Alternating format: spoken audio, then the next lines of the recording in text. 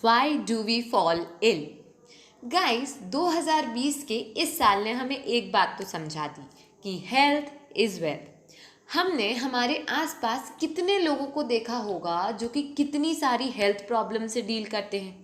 कभी किसी की बॉडी में ऑर्गन्स अच्छे से फंक्शन नहीं करते, कभी ह्यूमंस पे कोविड-19 जैसे वायरसेस अटैक करते हैं और कभी बॉडी में ऐसी कोई चोट लग जाती है जो कि लॉन्ग टर्म में भी ठीक नहीं होती। There are so many health issues and health is affected by so many factors. लेकिन एक बात तो पक्की है कि हमारी हेल्थ की जिम्मेदारी सिर्फ हमारी है।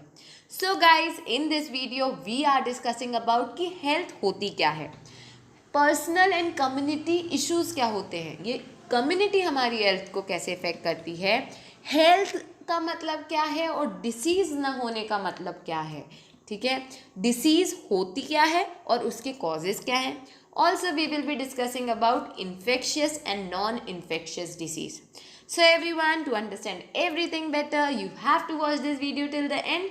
This is Palchin Yadav and you are watching.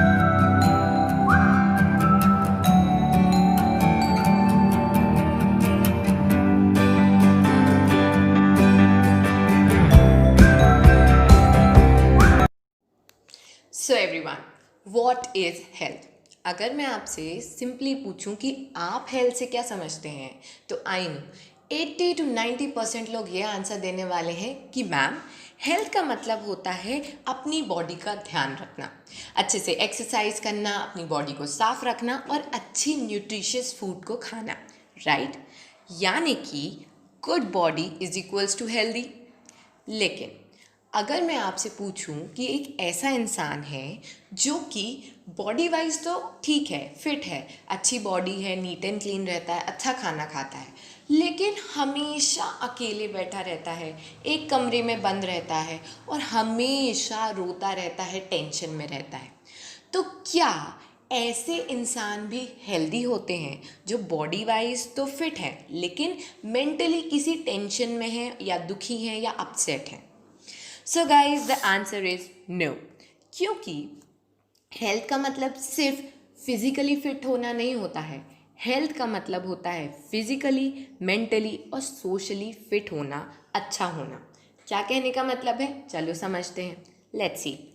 Health का मतलब है physical, mental and social wellbeing. पहले बात करते हैं फिजिकल की।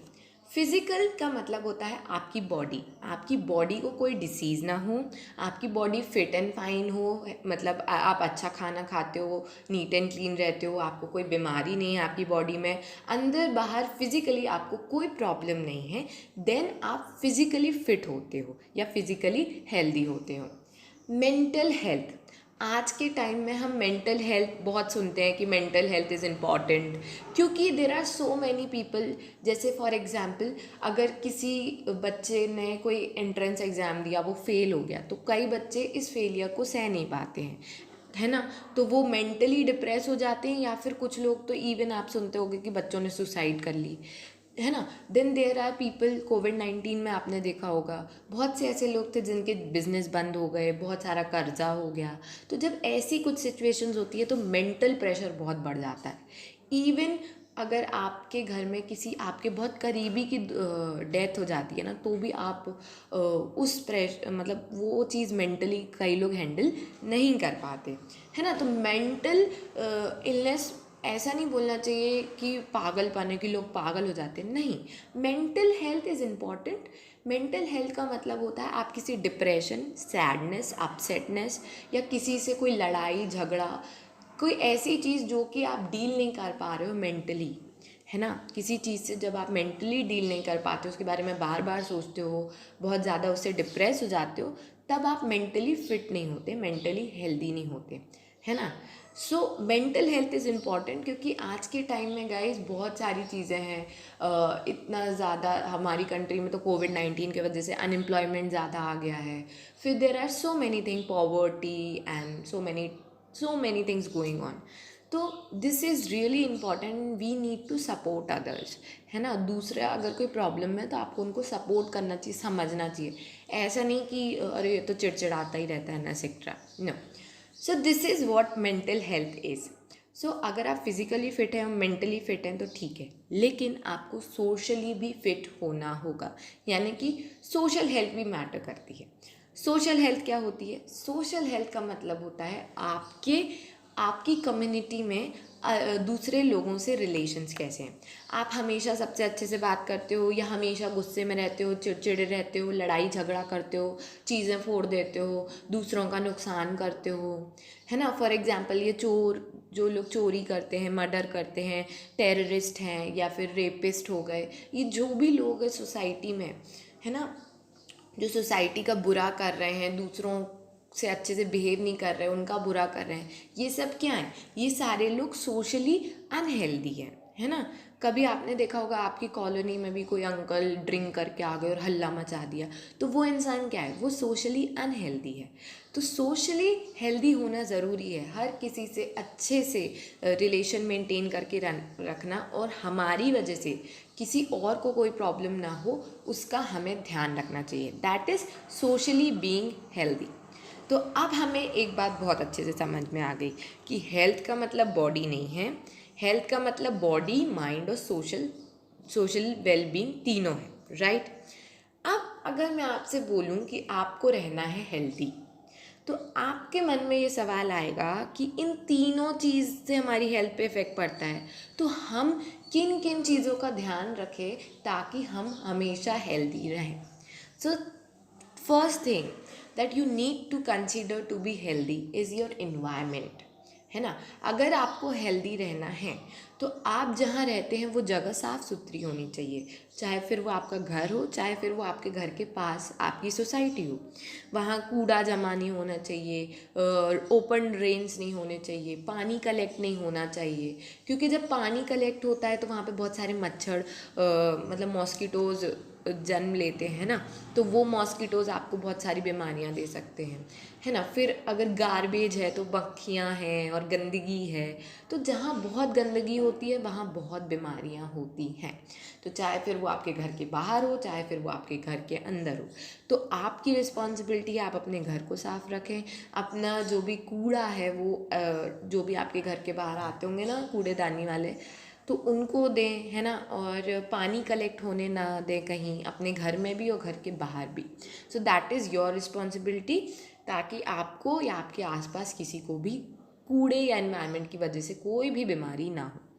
Number 2, clean drinking water. हम सभी को पता है हमारी बॉडी 75% ऑफ वाटर से मिलके बनी है।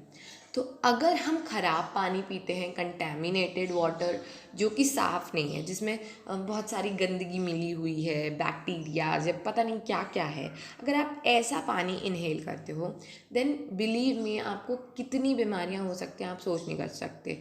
टाइफाइड भी गंदे पानी से होता है ना। बहुत सारी बीमारियां हैं जो आपको पानी पीने से हो सकती हैं। आपका पेट खराब हो सकता है, आपको टाइफाइड हो सकता है ना। So you must take care कि आपका पानी साफ़ हो। अच्छा, अगर आपके घर में वो होता है ना वाटर फिल्टर, आरओ, है ना, ये सारी चीज़ें लगी तो ठीक है। लेकिन अगर आरओ या ये वाटर क्लीनर नहीं है आपके घर में, तो आपको सुबह उठ के अपना पूरे दिन का पानी एक गंजी में लेना है, उसको अच्छे से बॉईल करके ठंडा होने रख देना है, और जब भी पानी पीना है तो ये बॉइल्ड वाला ही पीना है ना, क्योंकि बॉइल्ड वाटर से कंटैमिनेशन हट जाता है। ठीक है, तो फिर बॉईल करके भी आप पानी पी सकते हो। That is the nicest thing you can do if you don't have a water purifier. Now the third thing that you should take care of is your food. देखो, हमारी बॉडी में एनर्जी हमारे फूड की वजह से, हमारी body का हर एक ऑर्गन फंक्शन हमारी फूड एनर्जी की वजह से करता है ना। तो अगर आपको अपनी बॉडी को रेगुलरली एनर्जी के वाइज काम करते रखना है, फिट रखना है, तो आपको अच्छा खाना खाना होगा। कई बार हम देखते हैं लोग इतना जंक फूड खाते हैं, इतने मोटे हो जाते हैं, और है ना, मोटे होने की वजह से ओबेसिटी हो जाती है। ठीक है, और मोटापे से भी हार्ट अटैक, ठीक है, फिर ब्लॉकेज, इतनी सारी हार्ट रिलेटेड प्रॉब्लम्स हो जाती हैं। इसलिए ज़्यादा तेल भरा खाना या फिर ज़्यादा जंक फूड खाने से भी आपको प्रॉब्लम हो सकती है। जंक फूड में न्यूट्रिशंस नहीं होते, उसमें सिर्फ टेस्ट होता है। चाइनीज़ खाने से सिर्फ टेस्ट आएगा, आपकी बॉडी में जाके अगर वो जमा हो जाएगी तो व्हाट्सएप पे भी आपने देखा होगा, और ये एक इंसिडेंस था कि एक बच्चे के इंटेस्टाइन में पूरा चाइनीज़ जम गया था, तो फिर ऑपरेशन करके निकाला। तो ये जंक फूड सिर्फ आपको टेस्ट देते हैं, हेल्थ नहीं देते। लॉन्ग टाइम में आप या तो बहुत पतले हो जाओगे, आपकी बॉडी में न्यूट्रिशन ही नहीं रहेगा, या आप इतना ज़्यादा ऑयली खा लोगे कि आप बहुत मोटे हो जाओगे, जिससे heart attack, heart related disease आपको हो सकती हैं। तो you have to maintain your body कि वो न्यूट्रिशियस फूड खाए, आपके हर ऑर्गन को न्यूट्रिशियस फूड मिलना चाहिए, तभी वो ढंग से काम करेगा, और इसकी रिस्पॉन्सिबिलिटी सिर्फ आपकी है। Okay, now the fourth thing that is related to your community, that is related to your mind. क्योंकि हमारी बॉडी तो इन 3 चीज़ों से ठीक रहेगी, लेकिन माइंड कैसे ठीक रहेगा? माइंड ठीक तब रहेगा जब आपके पास इकोनॉमिक कंडीशंस अच्छी हैं, है ना। देखो, अगर आपके घर में बहुत ज़्यादा पैसे की प्रॉब्लम होती है तो आपके पेरेंट्स बहुत टेंस्ड होते हैं, even sometimes you can get tensed. So हमारी इकोनॉमिक कंडीशंस अच्छी हो, हमारे पास अच्छी जॉब्स हो, तभी क्या होता है, तब क्या होता है, एक मेंटल स्टेबिलिटी होती है कि हमें पैसे की प्रॉब्लम नहीं है, तो आपका माइंड थोड़ा पीस पे रहता है। Also there is fourth thing कि आपको मेंटली हैप्पी या मेंटली पीसफुल रहना है। वो कैसे रह सकते हैं? वो तो आप योगा करने से, मेडिटेशन करने से, सुबह सुबह उठ के थोड़ा लंबा वॉक करने से, ये सारी चीज़ें करने से क्या होता है, आपका माइंड स्टेबल रहता है, और मेडिटेशन से तो पीसफुल भी रहता है। This is a reality that in long term हम बहुत सारी मेंटल प्रॉब्लम्स फेस करते हैं। कभी किसी की डेथ हो जाती है, कभी वी फेस फेलियर्स, कभी मतलब बहुत सारी टेंशन, जैसे 10th का बोर्ड आ गया तो टेंशन हो जाएगी, एनजाइटी हो जाएगी, है ना। 12th में बोर्ड एग्ज़ाम्स है, फिर कॉलेज की टेंशन, तो अब तो टेंशन आनी ही है। तो आप टेंशन अपनी लाइफ से नहीं हटा सकते, लेकिन आप उसको डील करने के लिए पहले से अपने माइंड को प्रिपेयर कर सकते हो थ्रू मेडिटेशन, है ना। तो आपका माइंड हर सिचुएशन में अच्छा फंक्शन करेगा and that will be peaceful. Now the last thing that I had is there should be equality, less crime etcetera. तो ये सोशल पर्सपेक्टिव है कि हमारी सोसाइटी में इक्वालिटी होनी चाहिए, हमें लोगों को एक जैसा ट्रीट करना चाहिए। कोई मतलब स्वीपर है तो उससे अलग बिहेव कर रहे हैं, कोई अच्छी पोस्ट पे है तो उससे अलग बिहेव कर रहे हैं, ये नहीं होना चाहिए। हर किसी से अच्छे से इक्वली आपको ट्रीट करना चाहिए। अगर कोई आपसे बड़ा है तो उन्हें आपको रिस्पेक्ट करना है, इररिस्पेक्टिव ऑफ देयर जॉब, है ना। Then there should be less crime. तो ये सब डिपार्टमेंट आता है पुलिस का, फिर politics and etcetera etcetera. But हम अपने एंड पे क्या कर सकते हैं? हम अपने एंड पे हर किसी को इक्वली ट्रीट कर सकते हैं, ठीक है। हम अपने एंड पे काइंडनेस स्प्रेड कर सकते हैं, हम लोगों से अच्छे से बात करें, हम उनको अच्छे से ट्रीट करें, हम लोगों की हेल्प करें। तो इससे क्या होगा, जब हम दूसरों के लिए अच्छा करेंगे तो दूसरे भी हमारे लिए अच्छे होंगे। और जब आप काइंडनेस किसी और को, मतलब जैसे आपने किसी के लिए अच्छा किया ना, तो वो ये सोचता है यार मेरे लिए किसी ने किया तो मैं भी किसी और के लिए अच्छा करूँगा। So this is the way that kindness spread and social well-being in the society is maintained. तो हम अपने एंड पे क्या कर रहे हैं, that is more important than society में पॉलिटिशियंस और ये पुलिस वाले क्या कर रहे हैं। Okay guys, so these are the factors that are important for your health to be good, and you have to take care of all of them. Now we will be understanding कि हमारी body में problems क्या होती हैं। Disease आप बहुत सुनते होगे, इसको ये डिसीज़ हो गई, उसको वो डिसीज़ हो गई। तो ये डिस-ईज़ होता क्या है? So everyone, as the name suggest, dis ease. Dis ease का मतलब है डिसकम्फर्ट। आपकी बॉडी जब कंफर्टेबल नहीं होती, आपकी बॉडी में कभी पेट दुख रहा है, कभी सर दुख रहा है, कभी वॉमिटिंग हो रही है, कभी फीवर हो रहा है, कभी पैर सूज गया, या कुछ भी प्रॉब्लम हो रही है इंटरनली जिसकी वजह से आपको अच्छा नहीं लग रहा है। कभी कभी बहुत फीवर हो जाता है, खाने का मन नहीं करता, टेस्ट नहीं आता, बहुत सारी प्रॉब्लम्स हो सकती हैं। तो जब आपको ऐसा लगता है कि यार कुछ ठीक नहीं है, बॉडी के साथ कुछ ठीक नहीं है, देयर इज़ अ प्रॉब्लम, तो वो एक साइन है कि आपको कोई डिसीज़ हो सकती है। अच्छा, डिसीज़ पढ़ लिया, हेल्थ पढ़ लिया। अब अगर मैं आपसे एक सवाल पूछूं कि आपको पता है हेल्दी होना क्या होता है और आपको पता है डिसीज़ क्या होती है। तो सवाल ये है कि अगर आपको कोई डिसीज़ नहीं है, मतलब आपकी बॉडी फिट है, तो क्या आप हेल्दी हो? तो I know that you all are very smart. तो अब आप ये आंसर नहीं बोलोगे कि हाँ डिसीज़ नहीं है तो हम हेल्दी हैं। नहीं, डिसीज़ नहीं है तो बॉडी ठीक है, लेकिन माइंड और सोशल वेलबींग ठीक है, ऐसा किसने बोला? सो एनी ह्यूमन जिसको डिसीज़ नहीं है या जो डिसीज़ फ्री है, ज़रूरी नहीं है कि वो हेल्दी भी हो। ये आपकी एनसीईआरटी में क्वेश्चन था, इसलिए मैंने अच्छे से कवर किया है। सो गाइज, अच्छा, एक बहुत ज़रूरी बात, सबसे ज़रूरी बात है कि अभी तक तो आपको चैनल को सब्सक्राइब कर देना था और वीडियो को भी लाइक कर देना था।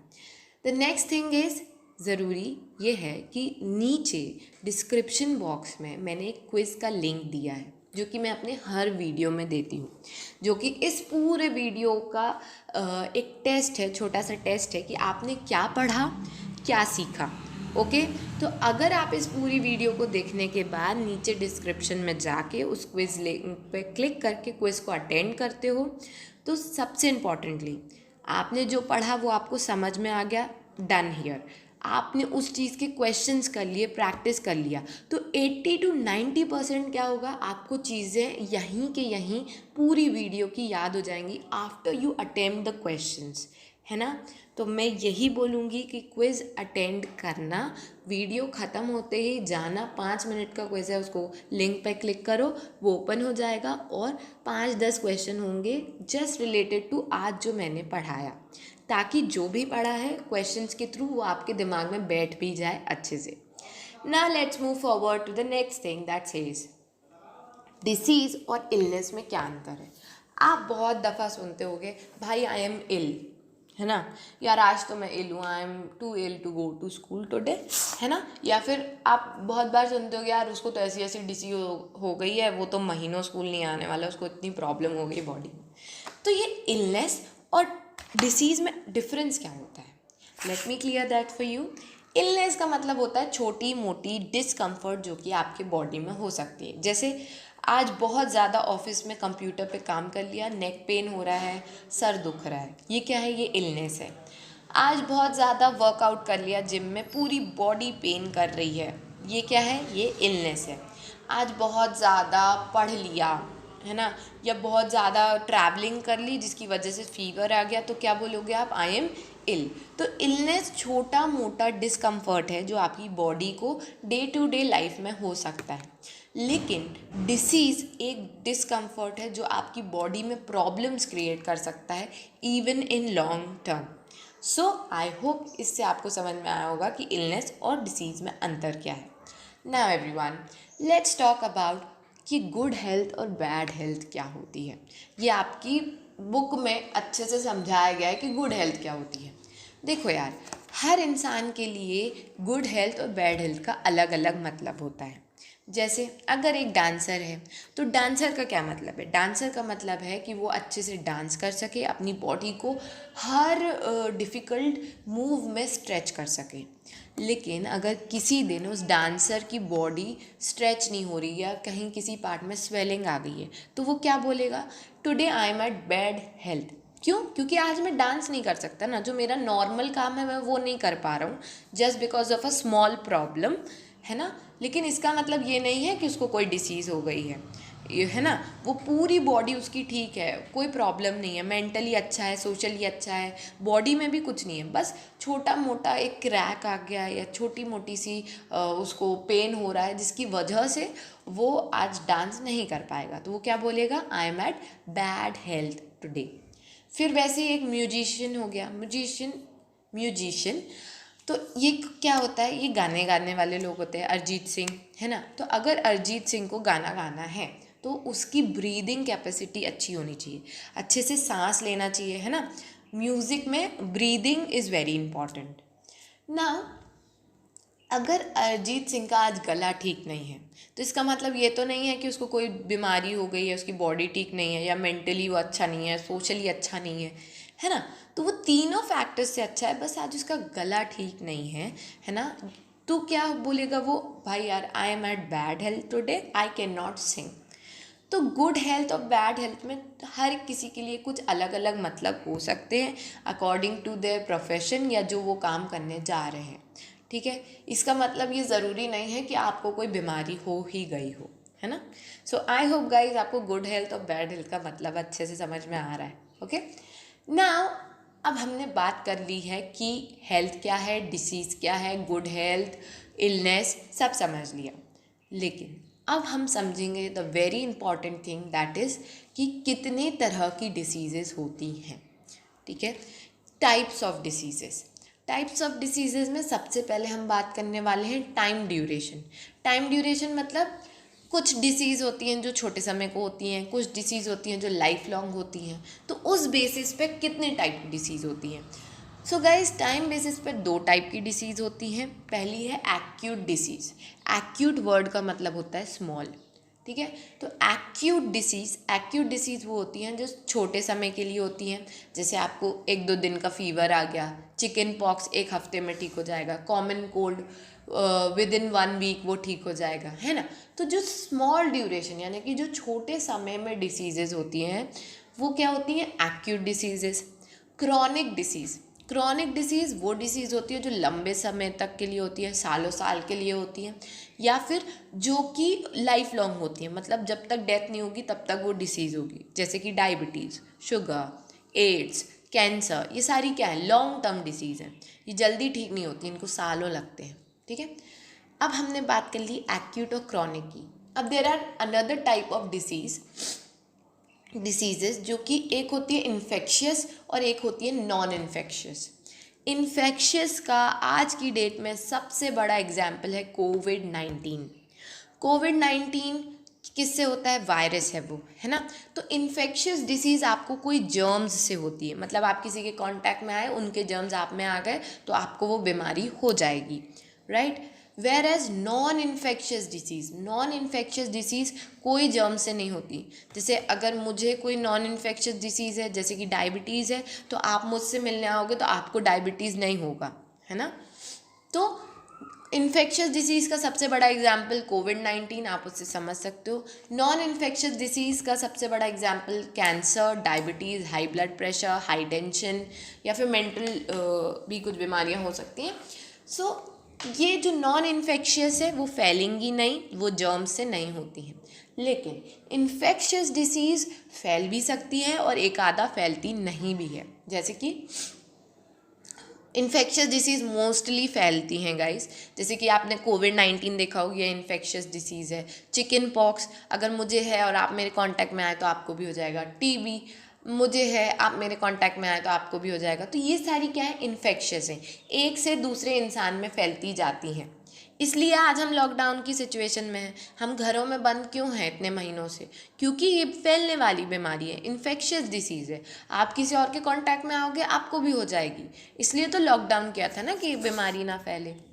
So now infectious disease germ से होती हैं। जैसे मैंने अगर आप मुझसे दो गज की दूरी नहीं बना के रखोगे तो मेरे जर्म्स आप में आ जाएंगे तो आपको बीमारी हो जाएगी, है ना। तो ऐसा तो है, लेकिन कई जर्म्स ऐसा ज़रूरी नहीं कि आपको सिर्फ ह्यूमन टू ह्यूमन मिले। कुछ एनिमल जैसे मलेरिया, क्या होता है कि किसी मक्खी वगैरह या खाने में कुछ दिक्कत गंदगी की वजह से आई थिंक मलेरिया हो जाता है, लेट मी क्लियर। तो मलेरिया भी जर्म से हो रहा है, लेकिन अगर मुझे मलेरिया तो आपको मलेरिया नहीं होगा, है ना। तो जर्म से होता है, इन्फेक्शियस की कैटेगरी में आता है, लेकिन फैलता नहीं है।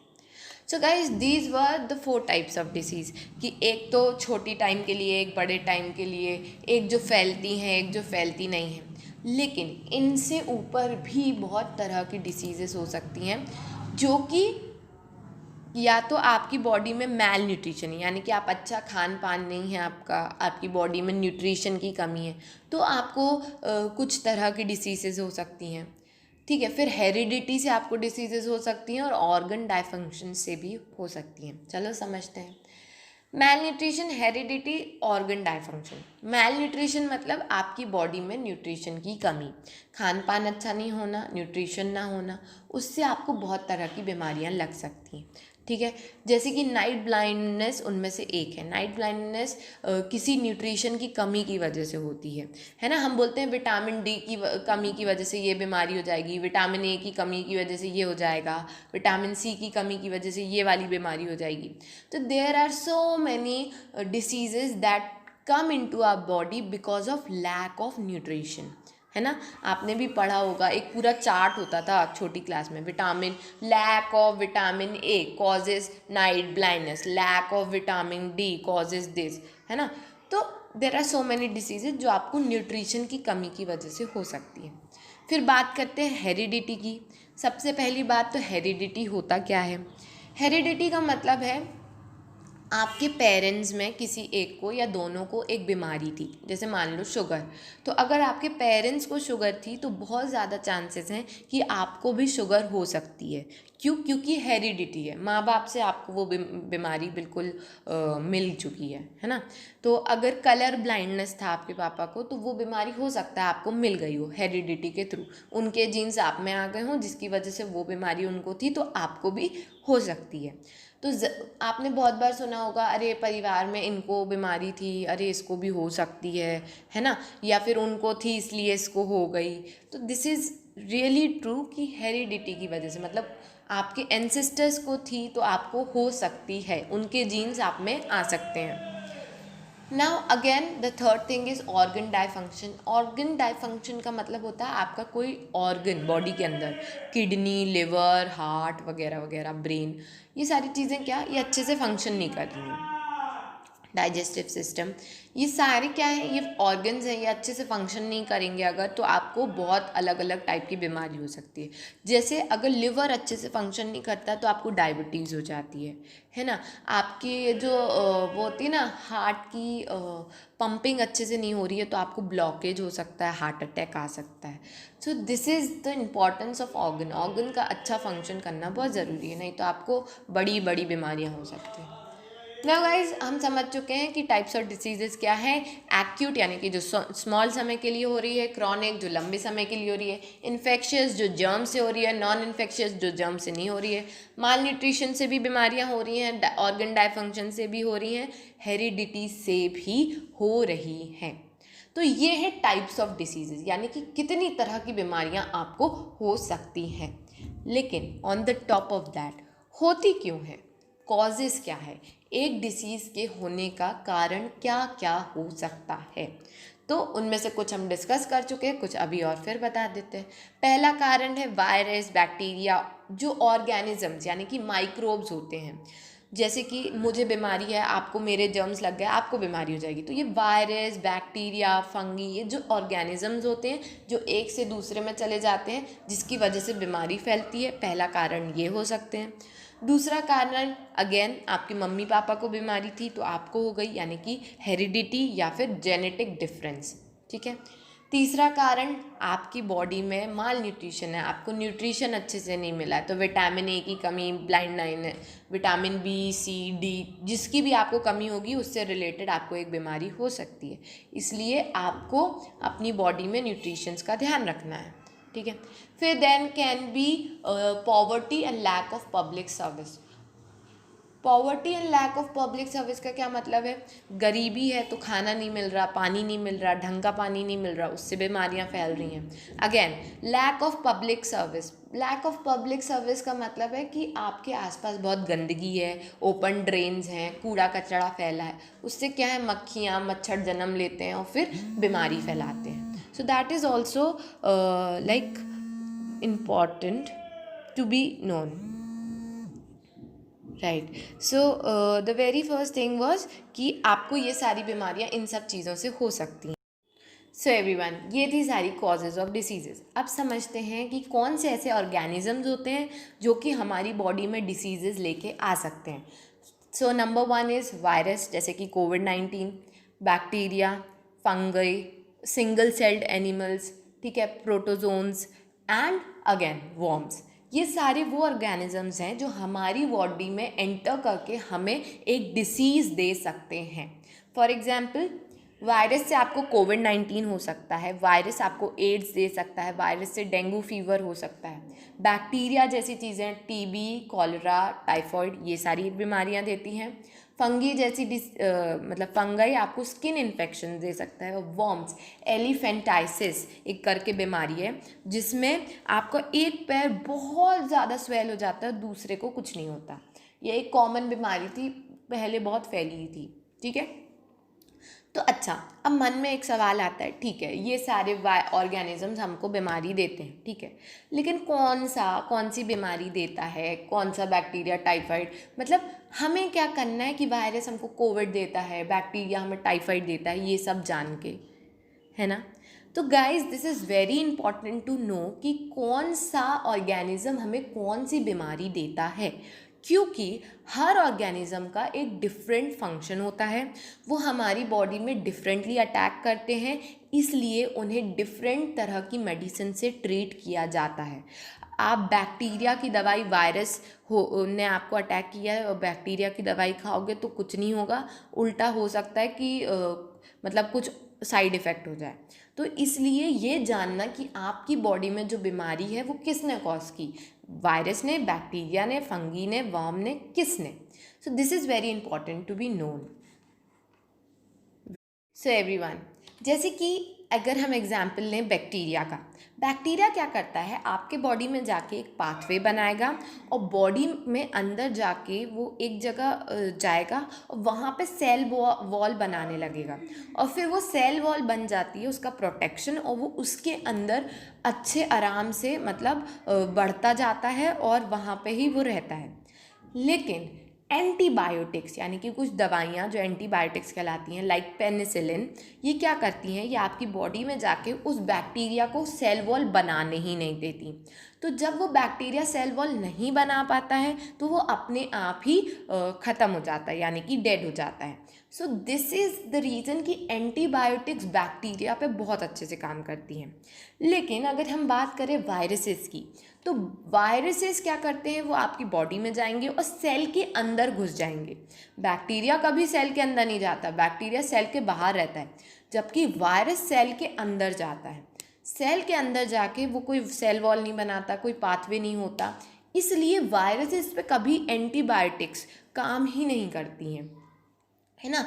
वायरस क्योंकि सेल के अंदर जाता है और सेल के अंदर जाके फ्यू बायोकेमिकल मैकेनिज्म्स परफॉर्म करता है, कुछ बायोकेमिकल फंक्शंस परफॉर्म करता है, इसलिए वायरस को पहचानना, फिर वो क्या काम कर रहा है उस सेल के अंदर जाके क्या एक्टिविटीज़ परफॉर्म कर रहा है, इसको जानने में बहुत समय लगता है। और इसलिए वायरस की मेडिसिन या वायरस की ड्रग जो भी होता है, मेडिसिन होते हैं, उनको बनाने में बहुत टाइम लगता है। तो हम जो ये कहते रहते हैं ना, अरे क्या कर रहे हैं ये लोग, अभी तक मेडिसिन नहीं बनी कोविड-19 की, तो गाइस कोविड-19 अलग तरह का वायरस है, वो आपके बॉडी में जाके सेल के अंदर क्या कर रहा है हम नहीं कह सकते, क्योंकि देखो वो हमने बहुत लोगों को देखा है कोविड-19 से उनकी डेथ हो जाती है। तो क्यों डेथ हो जाती है, अभी हमें पता चला कि वो वायरस ना अदर जो ऑर्गन्स होते हैं उनको भी अफेक्ट करता है। तो अगर आप वायरस से ठीक हो गए तो कहो आप वो ऑर्गन फेलियर हो जाए। तो और कुछ लोगों को कुछ भी प्रॉब्लम नहीं होती वायरस से, मतलब वो वायरस अंदर आया, थोड़ी बहुत उनने प्रिकॉशंस लिए, मेडिसिन खाई, एक हफ्ते में ठीक हो गए। तो वायरस अलग अलग बॉडी पे अलग अलग इफ़ेक्ट कर रहा है, इसलिए उसकी अच्छे से जानकारी निकालने में टाइम लग रहा है और फिर मेडिसिन बनाने में भी टाइम लग रहा है। So guys this is all for today. आज हमने बात की है हर एक चीज़ के बारे में, disease, health, organisms, types of diseases, also कि हमें डिसीजेज़ होती कैसे हैं, कौन से ऑर्गेनिज्म इसे कॉज करते हैं। इन द नेक्स्ट वीडियो हम समझने वाले हैं कि ये डिसीजेज़ फैलती कैसे हैं, इनका ट्रीटमेंट कैसे करना है, प्रिकॉशंस कैसे लेने हैं, एंड वेरी इंपॉर्टेंटली इस चैप्टर के बहुत इंपॉर्टेंट क्वेश्चंस। तब तक के लिए आप मुझे इंस्टाग्राम पे फॉलो कर लो, फेसबुक पे फॉलो कर लो, डिस्क्रिप्शन में जाके क्विज अटेंड कर लो, and stay tuned. Thank you so much everyone for watching.